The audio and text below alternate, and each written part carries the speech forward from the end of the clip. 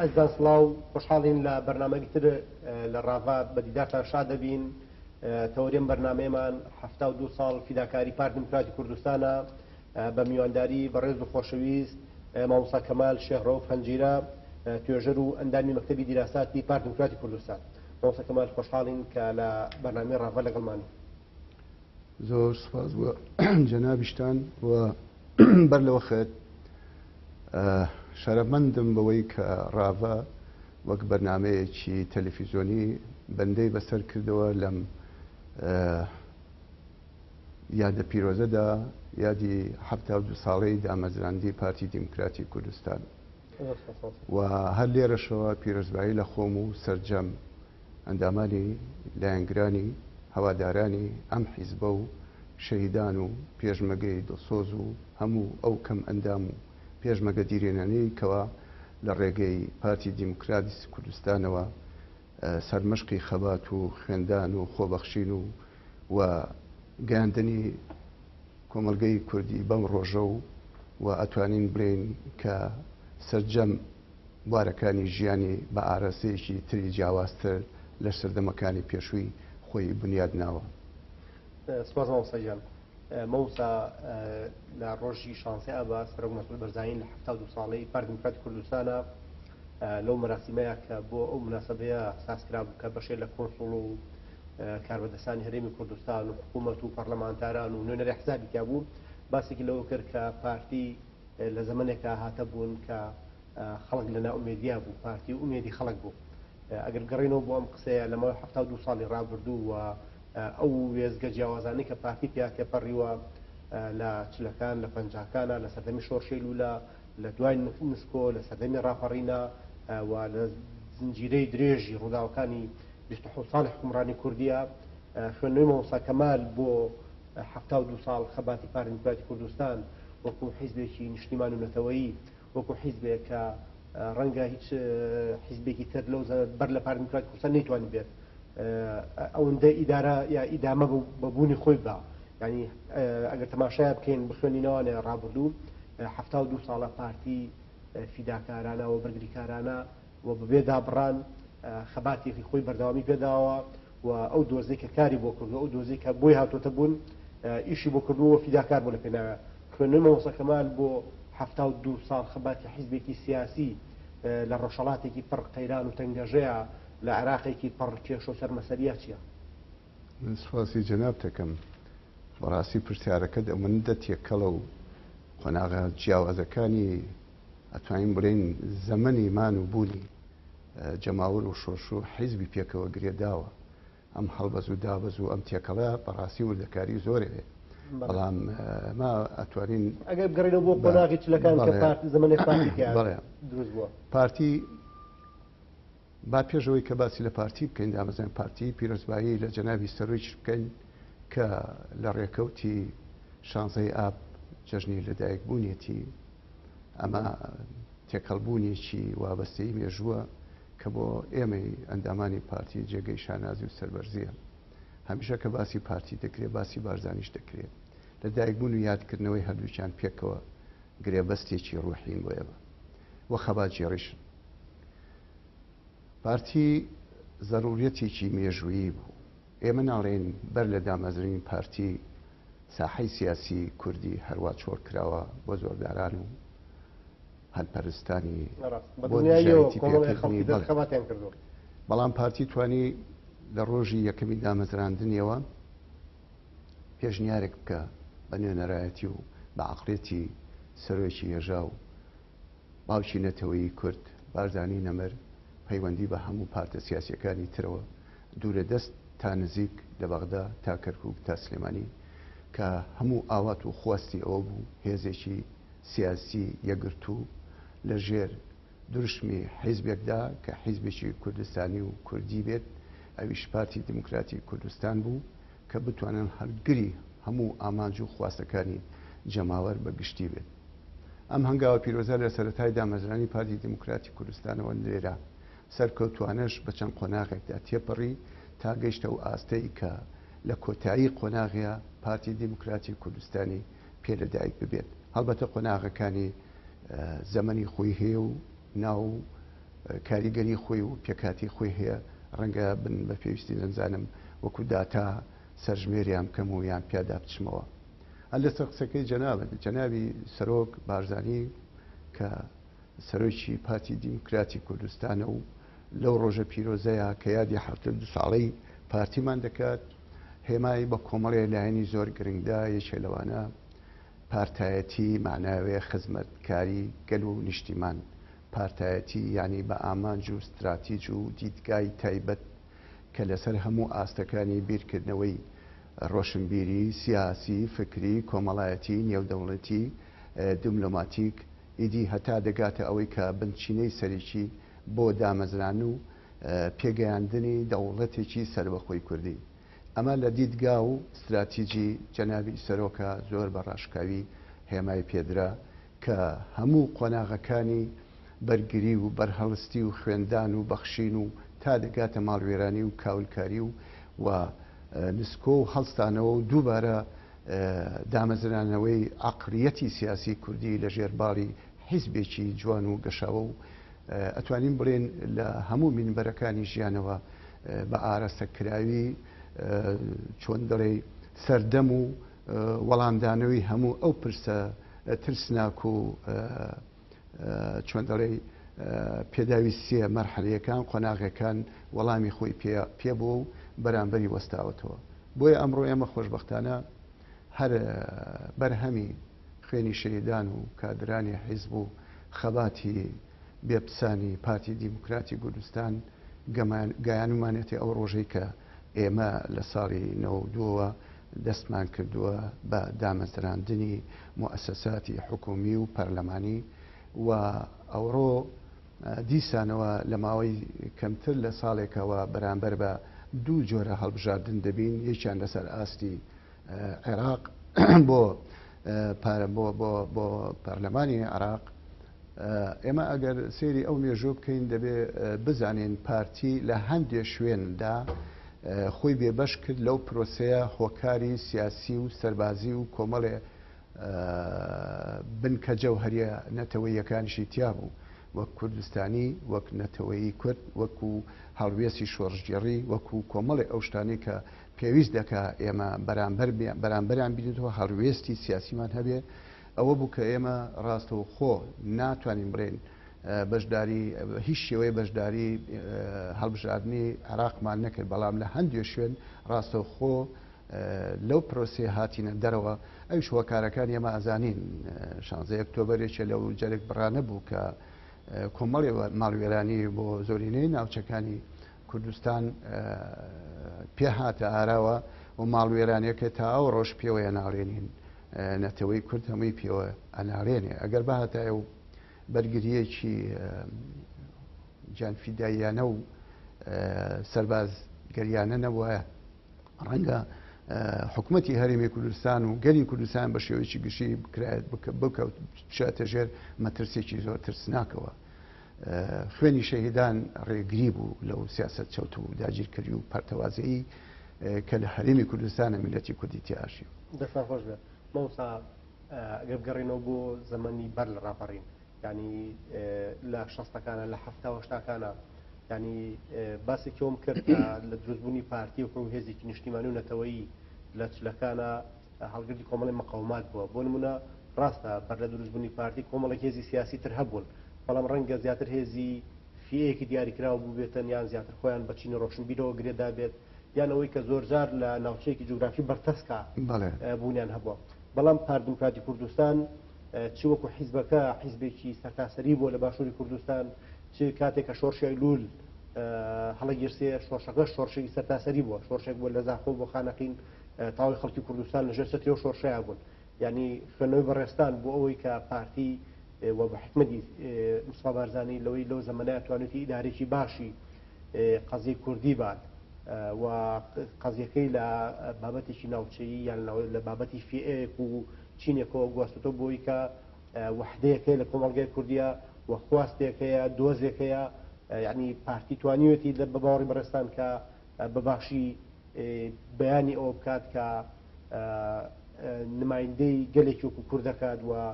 خەڵکی کوردستان پێویستیان بە کۆمەڵێک ماف و ئیمتیاسە بووە. چ لە چوارچێوەی عێراق چ وەکو نەتەوەیە کە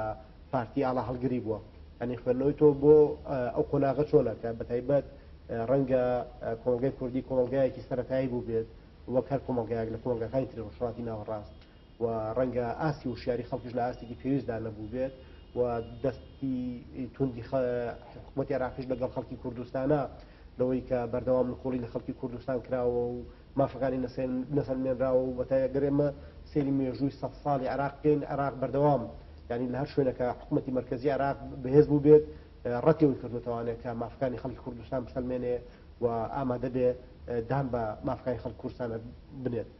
خوێندنەوەی بەڕێزت بۆ چییە کە پارتی وەکوی هێزێکی نیشتیمانی سەرتاسەری و وەکوی هێزێک کە باگراوندێکی نیشتیمانی و نەتەوەیی هەبووە بەڵێ برای بەڕێزم کاکە سەربەتیان ئێمە ئەوەندە ئەگەر بێت و بە پەرش و بڵاوی وەکەوەی جەنابەت باسی لێکردن باسی لێ بکەین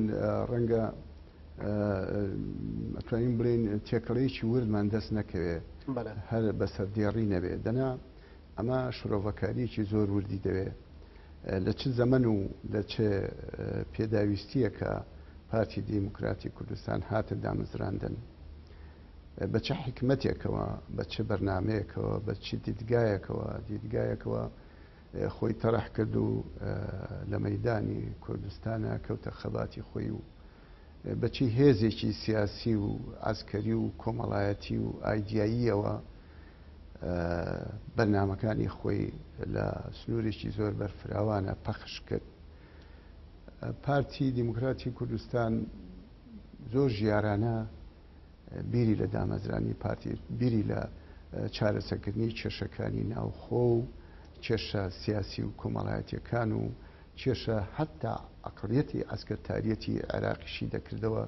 کە هەر ڕۆژناڕۆژێ یان ناو بەناوێک لەژێر هەر بیانوێکە بێ هێرشی کاول کاریانە کردە سەر کوردستان بۆیە تەشکیلاتی سەربازی و تەشکیلاتی حیزبی و تەنزیمی بە شێوەیەکی زۆر داڕێژرا و پوخت سەرتاسەری کوردستانی گرتبووە. بارزانی ڕەحمەتی باوکی ڕوحی نەتەوەی کورد بە هەر جۆرە ژیانێک بوو بێ شارەزایی و چوونی بۆ هەموو کوردستان هەبووە. ئیدی ئەگەر دەربەدەر ئەگەر دوور خرابێتەوە نەفی کرابێ ئەگەر بە پێویستیەکی هاوکاری بۆ شار و ناوچەکانی تر بوو بێ هاوکاری هەبووە شارەزایی تەواوی لە پێکاتە بنچینە کۆمەڵایەتی و جوگرافیەکانی کوردستان بە شێوەیەکی گشتی هەبووە. لەبەرەوە زۆر حکمەتانە لە سەرەتای دامەزرانی پارتیەوە سیاسەتی سەرتاسەری کوردستانی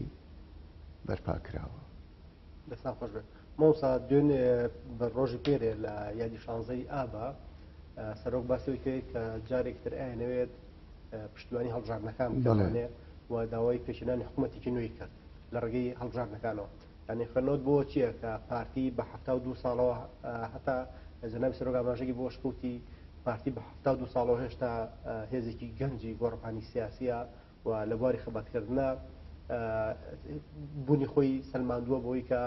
بەتایبەت گەڕانەوە بۆ هەڵبژاردنەکانی مانگی پێنج کە گەر ببینین پارتی هێزی یەکەمی کوردستان و عێراقیشە. یعنی خوێندنەوەی بۆ چییە کە دووبارە پارتی سەربارەوەی کە بەشێ لە هێز و لایەنە سیاسیەکان بەتایبەت ئەو هێزانەی کە زیاتر وا خۆیان نمایشەکەن هێزی ئۆپۆزیسیۆنن و زۆر جار ژوا پیشانیان ناوە کاوان زۆر دیموکرات خوازن و زۆر پنایان بۆ بابەتی هەڵبژاردن و هەڵبژاردننی پێشوەخت و کۆمەڵی لەو بابەتان نابرد بەڵام لە کاتی ئێستاە کە حکوومەت هەرێمی کوردستان مانگی نوێی کۆتایی مانگی نوێ دەستنیشان کردو بۆ هەڵبژاردن بەشی لەو هێزانە ئامادەیان نییە لەوەی کە پێشوازی بکەن لەوەی کە بەشداری هەڵبژاردن بکەن و بە شێوەی جیاوازیش ئەستەنگی بۆ دروستەکەن. بەڵام لە 72 ساڵی پارتی دیموکراتی کوردستانە جەنابی سەرۆک جارێکی تر ئامادەی پارتی دەربڕی و فەرمویان کە ئەوان لە پارتی دیموکراتی کوردستان لەگەڵ ئەوان هەڵبژاردن لە کاتی خۆی ئەنجام بدرێت. ئەمە حکمەتێکی مێژووی جەنابی سەرۆک بارزانی ڕەحمەتی و جەنابی سەرۆک کاک مەسعودە لە تەمەنی خەبات و سیاسیاندا هەمیشە بڕوایان بە یەک بوون و تەبایی و خۆشەویستی و هەمیشە ئەمەیان تەڕەح کردووە ئەو کاتانێک کە ئێمە یەک بووین دەستکەوتی زیاترمان بەدەستهێناوە بۆ میلەتەکەمان. لەبەرەوە دروشمی تەبایی و پەخش و خۆشەویستی و ئاشتەوایی نێوان هەموو ڕێکخراوە سیاسی و دەسەڵاتە ئیداری و ڕێکخراوەی یەکان ئەمان گەینێتە ئامانجێکی زۆر لەوە گەورەتی کە ئەوڕۆ بەدەست هاتووە. ئێمە هێشتان کەم و کوڕیمان زۆرە، ئێمە هێشتان خەتی سیاسی جیاوازی خستوتە نێوانمان. خەتی سیاسی هەر یەک بە ئامرازێک، هەر یەک بە کۆمەڵی ئامراز دەوێت بگێتە کۆمەڵی ئامانج، مەرجنی هەموو ئامانجەکان بەرەو یەک ئاسۆ، بەرەو یەک چۆن دەڵێ داخوازی جەماوەری بڕوات. لەوای کێشەمان زۆر بۆ دروست بووە، گەشتوتەوە ئاستەی کە یەکتریمان پێقوبوڵ نەکرێ، گەشتوتەوە ئاستەی تەگەرە و کێشە و جەرمە و کێش لە ڕێی خەباتی یەکتریا دابنین. پارتی هەرگیز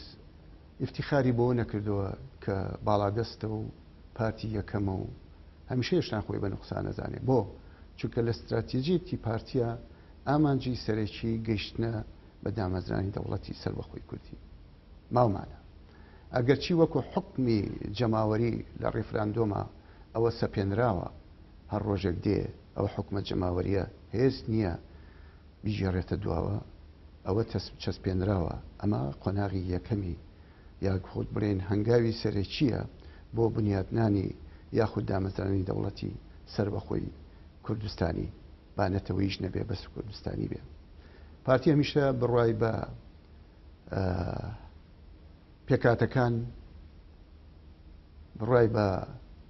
ئاسۆی بیرکردنەوەی جیاواز هەبووە هەتا ئاگاتە ئەو ئاستەی کە دەستی هاوکاری و خۆشەویستی و ئامێزکردنەوەشی بۆ زۆرینەی ئەو پارتە سیاسیانە یاخود ئەو ڕێکخراوانە کردوتەوە و مێژۆکە شاهیدی ئەوەیە لە شەستەکانەوە، لە 11 ئازارەوە و لە هەفتا و ئیدی بڕۆ هەتاوکەوە دەگاتێکە بەرەی کوردستانی دامەزراوە و هاتنەوەی بەرەکانی پێشمەرگە و هێزە سیاسیەکان بۆ لە دوای ڕاپەڕێنەوە بۆ ئامێزی جەماوەر و بۆ کوردستانی خۆشەویست و یەکەم هەنگاویش لە ساڵی 92 بۆ دامەزراندنی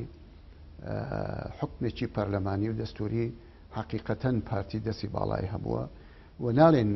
حیزبەکانی تر بێ بەش نەبوون بە هاوکاریکردنی هەموو لایەک توانراوە ئەو بکرێت. کاکە سەربەست زۆر جار ناحەقی بەرامبەر بە پارتی دەکرێت، مێژووی پارتی زۆر بە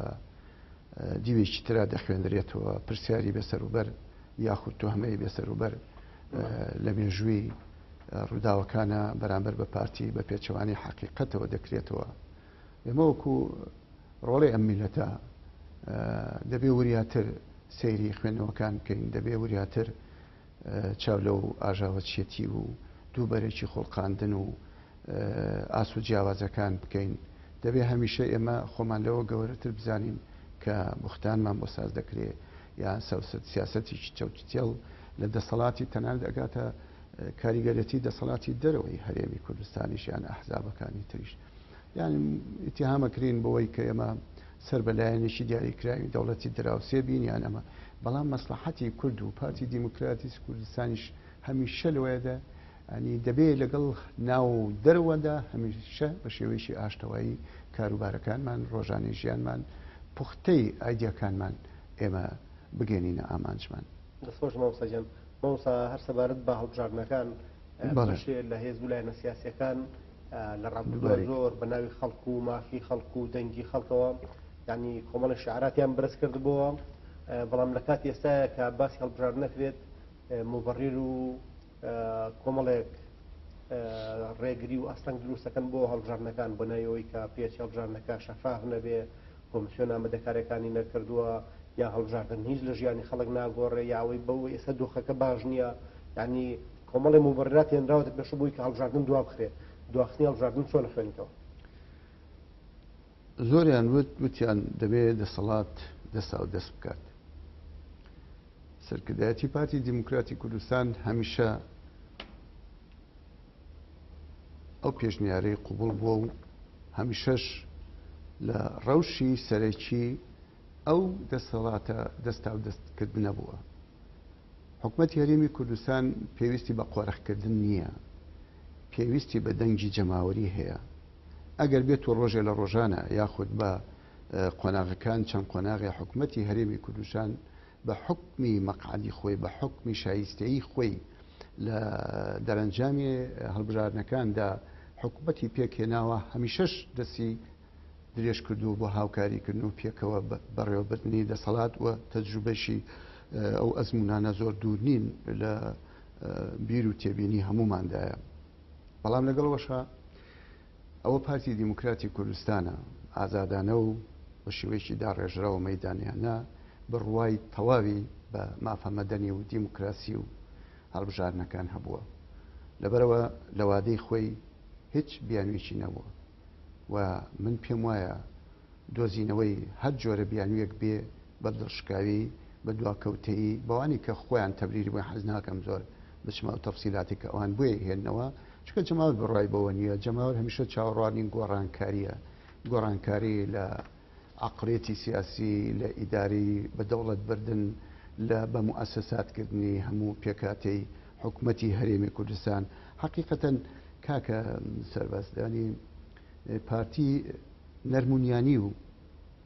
دەست هەڵگرتن لە کۆمەڵێ ئێستاقاقاتی ئینتیخابی لە پێناوی یەکبووندا بەخشیوە. بەڵام ئەو یەکبوونە بۆ بەڕێوەبردننی دەسەڵاتی کوردی یان دەسەڵاتی حکوومەتی هەرێمی کوردستان بینیمان چەند ئازاری داین، چەند جێرە شێوێنی بە فرسەتیان زانی لە ناوەندی باڵەخانەی پەرلەمان و دەرەوەی پەرلەمان و حکوومەتی هەرێم و کشانە و ڕۆیشتن و هاتن و دوایەوە دۆڕاندنی کۆمەڵێ مەواقعی عەسکەری زۆر گەورە ئیدی بە لەژێر هەر فشارێکا بوو بێ ئەمە شکست بووە، شکستێنان بووە، مەبەست بووە کە بە تەواوەتی ئەم حکوومەتە ئفلیج کرێ. بەڵام کاریزمایی بەڕێوەبەری حکوومەتی هەرێمی کوردستان یان سەرۆکی حکوومەتی کوردستان و سیاسەتی حاکیمانەی سەرۆکی هەرێمی کوردستان و عەقڵیەتی داڕێژراوی پارتی دیموکراتی کوردستانیش موازنەی بابەتەکانی وەرگرتووە و ڕۆژ لە دوای ڕۆژیش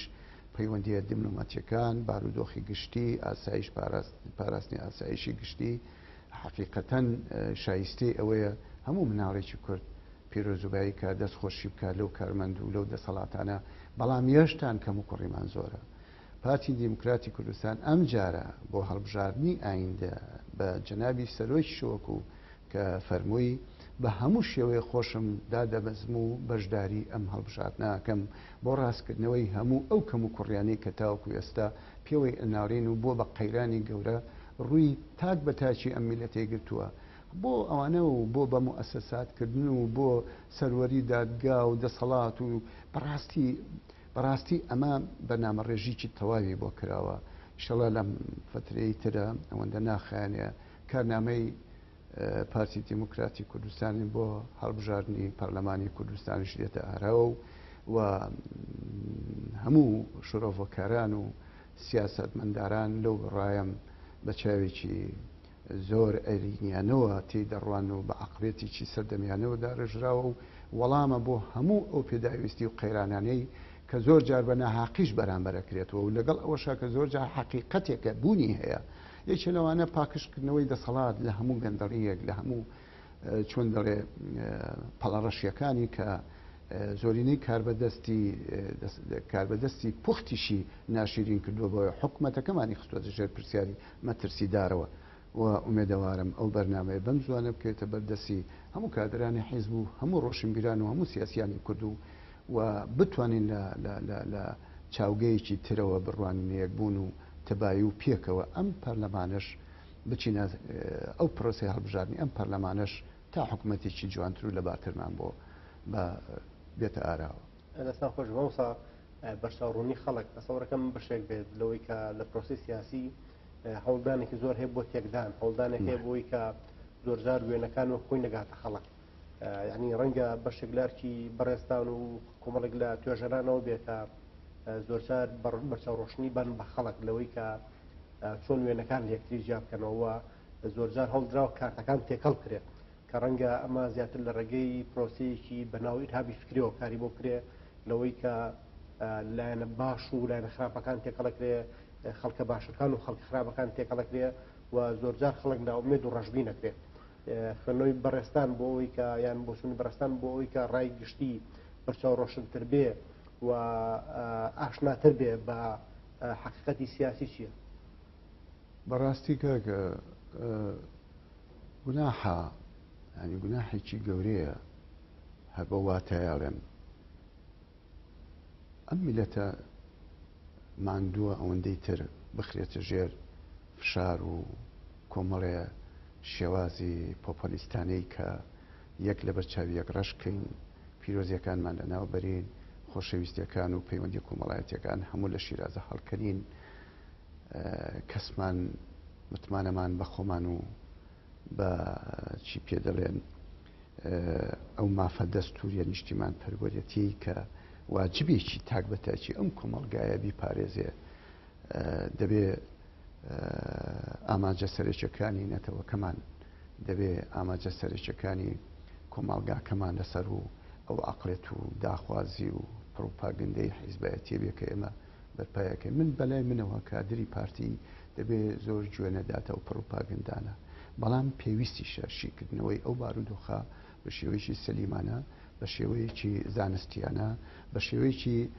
چۆن دەڵێ سەرچاوە داڕێژراوی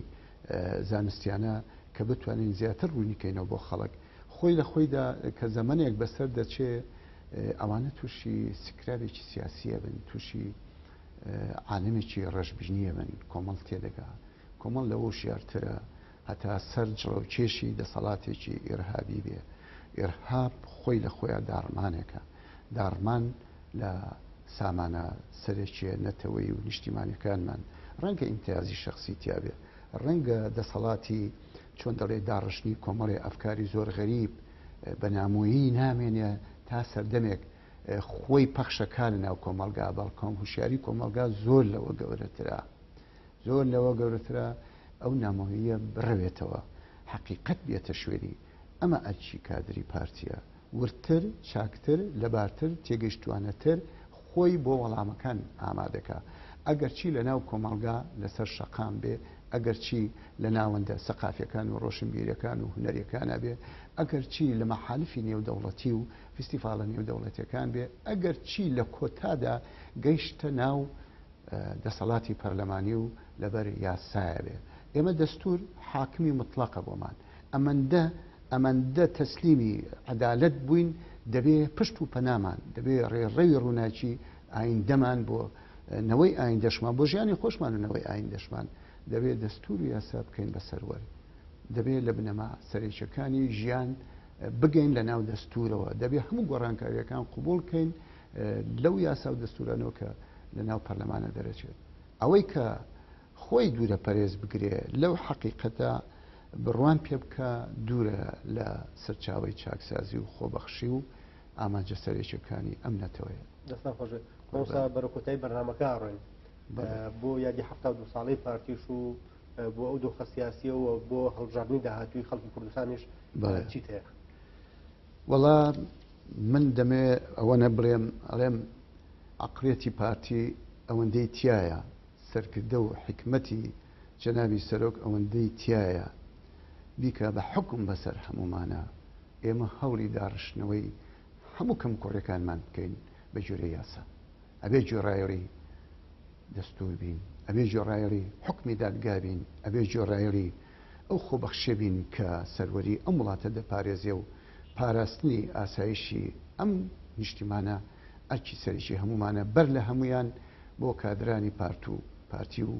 بۆ ئەو فەرمانبەر و پۆلیس و پێشمەرگانەی کە ڕێڕەوی حیزبی دیموکراتی کوردستان پەروەردەی کردوون هەربێەوە خۆڕاگر بن گیان بەخش بن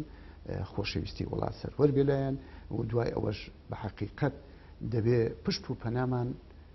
دوای خوا دەبێ یاسا و خۆشەویستی وڵات بێ. دەستخۆش مۆسا کەمال شێڕۆ